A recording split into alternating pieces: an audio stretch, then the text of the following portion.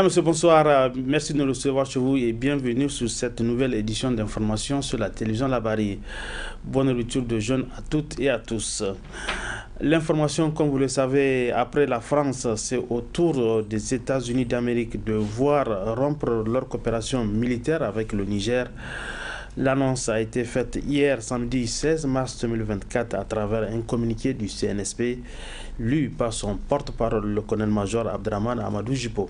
Le gouvernement de la République du Niger porte à la connaissance de l'opinion nationale et internationale que les 12, 13 et 14 mars 2024, ses représentants, sous l'autorité de son Excellence, M. Ali Mohamed Lamine Zen, Premier ministre, ont eu une série de rencontres de travail avec une délégation américaine composée de la sous-secrétaire d'État adjointe aux affaires africaines, chef de mission, Mme Molifi, du Dr Céleste Wallander, sous-secrétaire à la Défense pour les affaires de sécurité internationale, du général Michael Langley, commandant en chef de l'Africom, et de Mme Kathleen Fisborn, ambassadeur des États-Unis d'Amérique au Niger. Sous la forme, l'arrivée de la délégation américaine n'a pas respecté les usages diplomatiques. En effet, c'est de façon unilatérale, par note verbale, que le gouvernement américain a informé le gouvernement nigérien de la date d'arrivée et de la composition de sa délégation, ainsi que les autorités nigériennes à rencontrer, sans précision aucune quant à l'objet de sa visite. C'est donc par courtoisie et suivant nos traditions millénaires d'accueil et d'hospitalité que le gouvernement a reçu la délégation américaine. Sur le fond, les échanges entre les deux délégations ont porté essentiellement sur la transition militaire en cours au Niger, la coopération entre les deux pays, en particulier la coopération militaire et la lutte contre le terrorisme, les orientations et perspectives politiques du Niger dans leur aspect relatif au choix des partenaires sur le plan diplomatique, militaire et stratégique, étant entendu que dans l'approche américaine, toutes ces trois questions sont profondément liées. Sur la transition en cours et le retour dans le meilleur délai à un ordre constitutionnel et démocratique, le gouvernement du Niger a réaffirmé sa ferme volonté d'organiser, dans les meilleurs délais, le retour à une vie constitutionnelle normale. Il s'agit d'un engagement solennel, en toute responsabilité, du président du Conseil national pour la sauvegarde de la patrie, chef de l'État, tel qu'exprimé dans son adresse à la nation du 19 août 2023. Sur le choix des partenaires diplomatiques, stratégiques et militaires, le gouvernement du Niger regrette la volonté de la délégation américaine de dénier au peuple nigérien souverain le droit de choisir ses partenaires et les types de partenariats à même de l'aider à lutter véritablement contre le terrorisme, alors même que les États-Unis d'Amérique ont décidé unilatéralement de suspendre toute coopération entre nos deux pays. Aussi, le gouvernement du Niger dénonce-t-il avec force l'attitude condescendante assortie de la menace de représailles de la part de la chef de la délégation américaine vis-à-vis du gouvernement et du peuple nigérien. Cette attitude est de nature à saper la qualité de nos relations séculaires et miner la confiance entre nos deux gouvernements déjà entamés par les événements du 19 octobre 2023. S'agissant des cas précis de la Fédération de Russie et de la République islamique de l'Iran, deux pays avec lesquels le Niger entretient des relations diplomatiques depuis plusieurs décennies et qui focalisent particulièrement l'intérêt des États-Unis d'Amérique. Le gouvernement tient à porter à la connaissance du peuple nigérien et de tous les peuples de la communauté internationale qu'il n'a jamais signé d'accord secret avec ses pays partenaires. Tous les accords signés par le Niger depuis l'avènement du Conseil national pour la sauvegarde de la patrie respectent le droit international et les règles de transparence. C'est pourquoi le gouvernement du Niger rejette les allégations mensongères de la chef de la délégation américaine consistant à soutenir qu'il aurait signé un accord secret sur l'uranium avec la République islamique d'Iran. Cette approche cynique, habituellement utilisée pour discréditer, diaboliser et justifier leurs menaces contre les États, ne pas sans rappeler l'exemple de la Seconde Guerre d'Irak. En effet, les Nigériens et l'ensemble de la communauté internationale se souviennent encore des fausses preuves brandies par le secrétaire d'État américain devant le Conseil de sécurité pour justifier l'agression américaine contre l'Irak et que dans cette affaire, le gouvernement du président Tanja avait été accusé de façon mensongère d'avoir fourni de l'uranium aux autorités de Bagdad, alors même qu'il est de notoriété publique que l'exploitation de l'uranium nigérien est totalement contrôlée par la France. Quant à la Fédération de Russie, il s'agit d'un partenaire avec lequel le Niger traite d'État à État, conformément aux accords de coopération militaire signés avec les gouvernements antérieurs pour acquérir le matériel militaire nécessaire à sa lutte contre le terrorisme qui a fait des milliers d'innocents victimes nigériens sous l'œil indifférent d'une bonne partie de la communauté internationale. Enfin, le Niger réaffirme son engagement solennel à coopérer dans la transparence et le respect de sa souveraineté avec tous les pays et peuples épris de paix et de justice, conformément aux règles du droit international. Sur la coopération entre les deux pays, en particulier la coopération militaire et la lutte contre le terrorisme, faut-il le rappeler, la présence américaine sur le territoire de la République du Niger est illégale et viole toutes les règles constitutionnelles et démocratiques qui voudraient que le peuple souverain, notamment à travers ses représentants élus, soit consulté pour l'installation d'une armée étrangère sur le territoire national. Ainsi, c'est par simple note verbale numéro 174 du 6 juillet 2012 que la partie américaine a unilatéralement imposé au Niger un accord relatif au statut du personnel militaire des États-Unis et des employés civils du département américain de la Défense sur le territoire de la République du Niger. Cet accord est non seulement profondément injuste dans son fond, mais également ne répond pas aux aspirations et aux intérêts du peuple nigérien pour les raisons objectives suivantes. D'abord, il contraint le Niger à payer des factures liées aux taxes des avions militaires américains dont ces derniers doivent normalement s'acquitter et qui coûtent des milliards de francs CFA aux contribuables nigériens. Ensuite, les autorités nigériennes compétentes n'ont aucune information sur les activités militaires menées à partir des bases américaines au Niger et ignorent jusqu'aux effectifs civils et militaires ainsi que le matériel américain déployé sur le sol nigérien. Enfin, l'armée américaine n'a aucune obligation, selon l'accord, d'accéder aux demandes nigériennes d'appui contre les groupes terroristes qui assassinent nos vaillantes forces de défense et de sécurité et massacrent nos laborieuses populations. Aussi, depuis le 26 juillet 2023 et l'avènement du Conseil national pour la sauvegarde de la patrie, le gouvernement américain a décidé unilatéralement et brusquement de suspendre sa coopération militaire en violation de l'accord imposé au peuple nigérien en invoquant l'article 7008 du Consolidated Appropriation Act, sans pour autant aller au bout de sa logique qui voudrait qu'il retire ses militaires du territoire nigérien. Par ailleurs, depuis quelques semaines, le gouvernement nigérien a constaté des activités illégales de survol de son territoire par des aéronefs américains et qui sont de nature à s'interroger sur la sincérité de leur partenariat et la pertinence du maintien de l'accord de coopération militaire imposé par note verbale.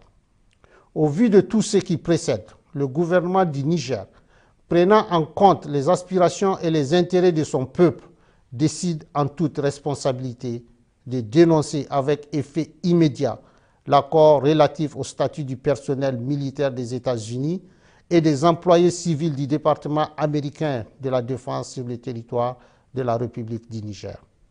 Une correspondance diplomatique sera adressée à la partie américaine à cet effet. Fait à Niamey le 16 mars 2024. Restons dans le même chapitre pour cette fois-ci recueillir les avis de quelques concitoyens relativement à la fin des accords militaires du Niger avec les États-Unis. Une décision qui est favorablement accueillie par de nombreux citoyens. On les écoute. J'ai trouvé ça juste et intéressant d'avoir eu la pensée de sa souveraineté. Tout d'abord, un pays qui n'est pas souverain, on ne peut pas l'appeler un pays.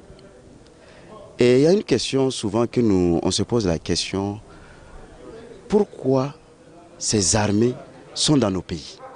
Qu'est-ce qu'ils cherchent? Qu'est-ce qu'ils veulent? Est-ce que nous, nos armées sont là-bas?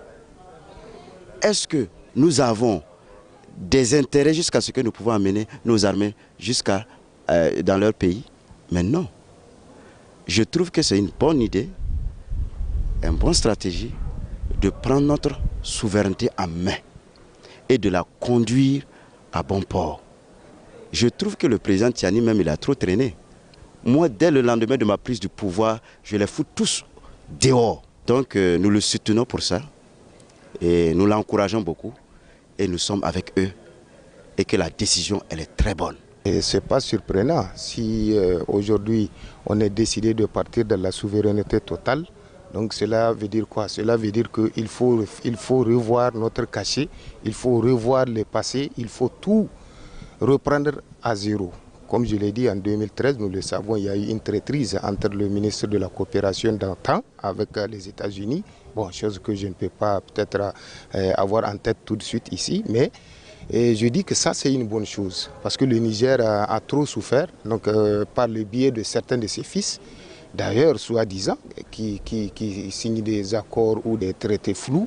Donc aujourd'hui, le CNSP, nous pensons qu'il est dans la droite ligne des peuples nigériens, de l'attente des peuples nigériens sur la dénonciation de tout ce qui n'est pas bon pour le peuple.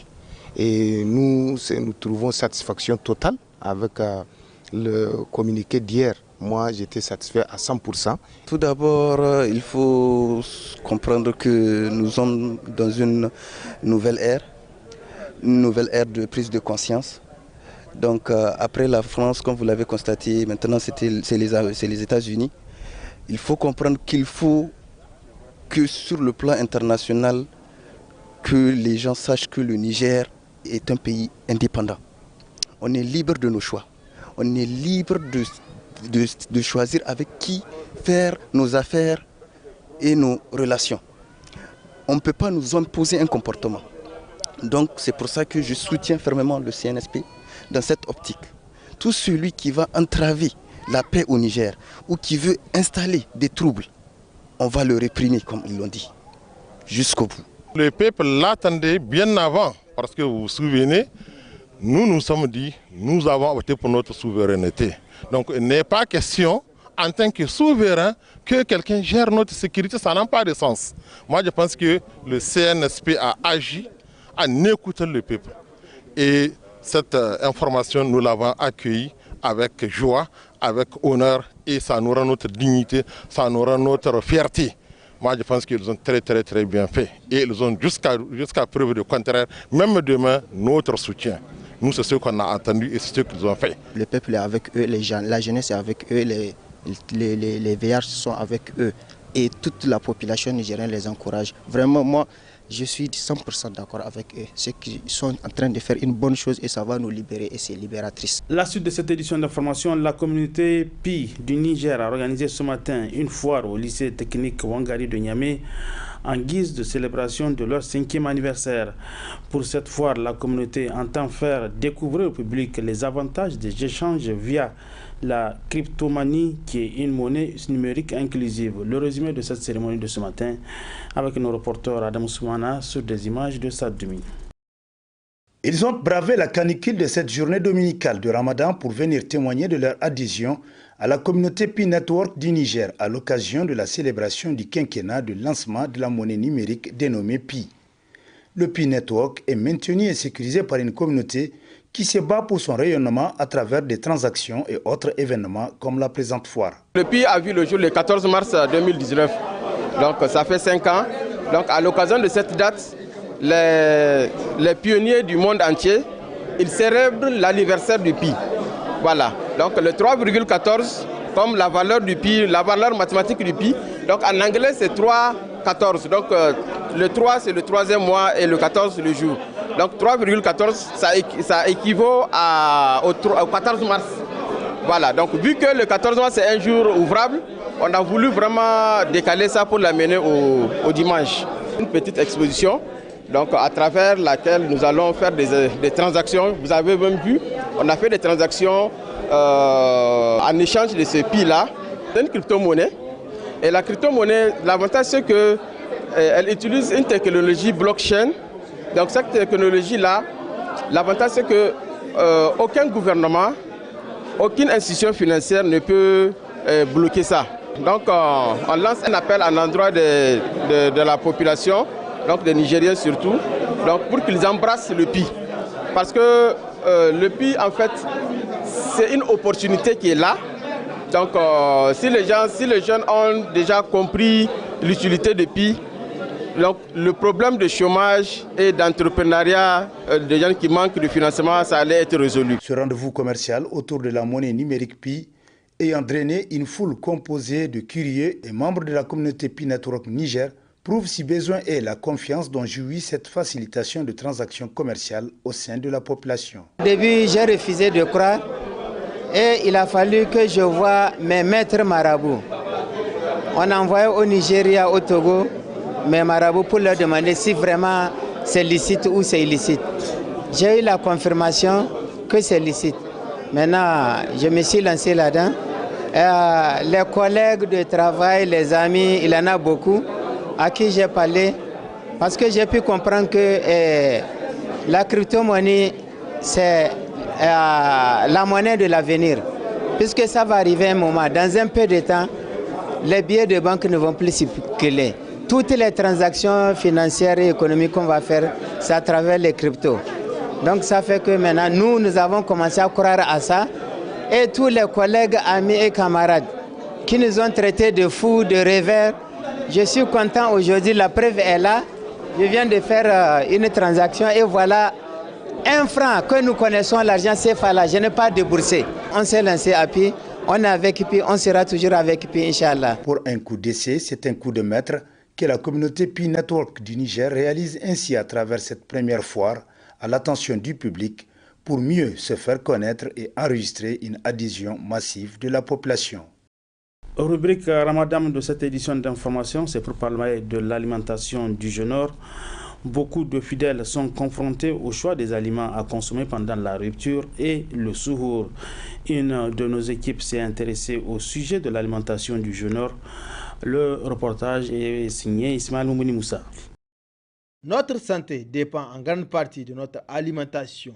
La nature, la qualité et la quantité de ce que nous mangeons demeurent fondamentales. Ainsi, pour éviter tout désagrément, et cela tout au long de la journée en jeûne, il est impératif qu'au moment du souhour, le fidèle s'alimente en céréales.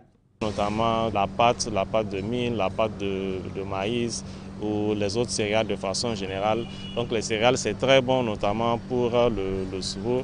Et ça permet de libérer l'énergie très lentement parce que ces aliments contiennent de l'énergie qui vont libérer très lentement. Ça nous permet de mieux supporter le jeûne et de ne pas être très rapidement dans une situation d'hypoglycémie. Pendant le mois de carême, nous n'avons pas la possibilité de remplacer cette eau.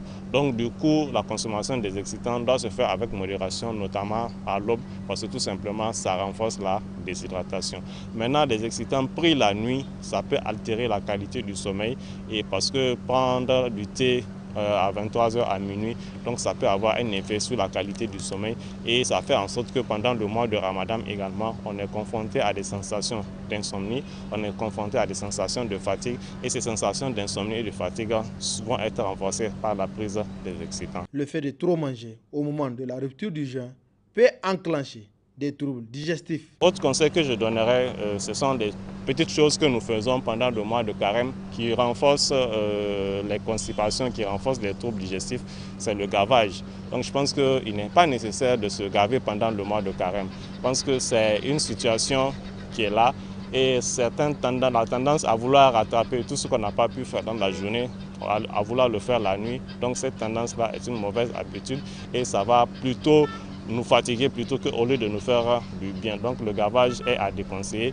Et l'autre chose qu'il faut déconseiller, c'est la tendance, l'habitude que nous avons de manger et de nous mettre au lit. Là également, c'est une habitude qui renforce la constipation. Donc il vaut mieux prendre son repas et prendre un temps digérer avant de se mettre au repas parce que sinon, comme je l'ai dit, ça va renforcer les troubles digestifs, ça va renforcer la constipation. En respectant ces conseils du nutritionniste, cela permettra aux jeûneurs d'éviter des troubles digestifs et cela tout au long du mois béni du Ramadan.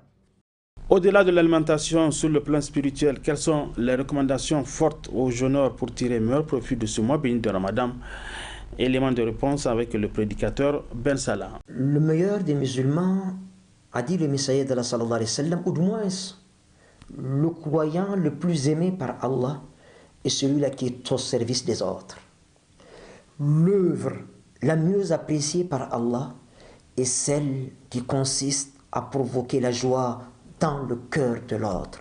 Le messager a dit, sallallahu alayhi wa sallam, n'est pas croyant 3 fois. Qui ne l'est pas, ya Rasulallah, avait demandé les compagnons qu'Allah les agrée tous, celui-là qui dort repu alors que son voisin ne trouve pas le sommeil ténaillé par la faim. Eh bien, pendant le mois béni de Ramadan, la meilleure des aumônes est une aumône offerte pendant le mois béni de Ramadan. Il arrive que certaines personnes, au coucher du soleil, ce n'est pas un jour de jeûne qu'ils ont, mais 10, 20, 30, à telle enseigne qu'au sortir du mois, ils ont pour certains 90 jours de Ramadan, 100 jours de Ramadan, etc. etc. Et comment? Quiconque, dit le Messaïd d'Allah sallallahu alayhi wa sallam, aide son frère ou sa sœur à faire rompre son jeûne, en l'invitant à manger avec lui ou en lui envoyant de quoi manger, verra tous ses péchés effacés, se verra accorder un ticket d'accès au paradis et un jour de jeûne supplémentaire. Si c'est 2 jours de jeûne. Si c'est 3 personnes, 3 jours de jeûne. Alors les pauvres parmi les compagnons ont dit, Ya Rasulallah, sallallahu alayhi wa sallam, nous n'avons pas déjà suffisamment à manger pour nous-mêmes. De là à inviter les gens à le faire avec nous ou à leur envoyer de quoi rompre le jeûne. Il y a une marge qui nous est difficile de franchir. Alors le Messaïd d'Allah sallallahu alayhi wa sallam de préciser que Allah réserve cette récompense à quiconque fait rompre le jeûne, à son frère ou à sa soeur en islam, ne serait-ce qu'avec une gorgée de lait, ne serait-ce qu'avec un morceau de date, ne serait-ce qu'avec une gorgée d'eau. Et le messager de poursuivre et de terminer en disant, quiconque désaltère un jeûneur, Allah le fera boire de mon lac, une boisson après laquelle il n'aura plus jamais soif jusqu'à accéder au paradis. Qu'il en soit ainsi, ya Rabbal Alamin. Mesdames, Messieurs, point final de cette édition d'information. Merci à vous de l'avoir suivi. Bon début de semaine à tous. Bonsoir.